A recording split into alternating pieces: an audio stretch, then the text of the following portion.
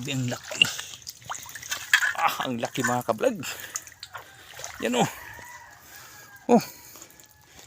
Grabe ang laki ng alimango. Babay. So ang laki ng alimango na to. So magandang umaga po sa lahat mga kablog. May kukunin tayo na na isang buntog. Yung natira na buntog niyon mga kablog, naligtaan yung kahapon. So may mga apa kasi ng alimango doon na nakita ko. So nilagyan ko ng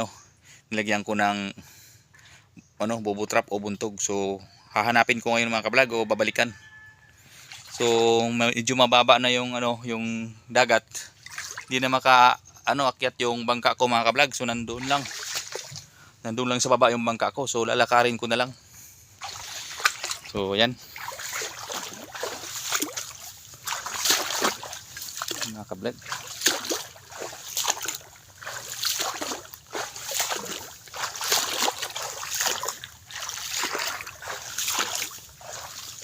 So may mga apa kasi ng alimango kahapon na nakita ko. Do nilagyan ko ng ng buntog o bobo trap. So nandito 'yun. So yan, kitang-kita mga kablog. So may huli isa. Yan. So malaki. Malaki mga kablog. Naabutan na ng ng hibas ng dagat.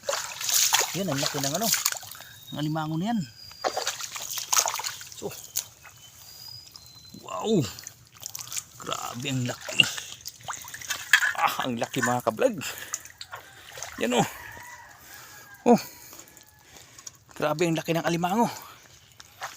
So iniwan ko to kasi hindi ko mahagilap kasi malabo yung dagat kanina. So iniwan ko lang to. So yan nung nakuha mga kablog, ang laki. Laki ng alimango. Oh, grabe.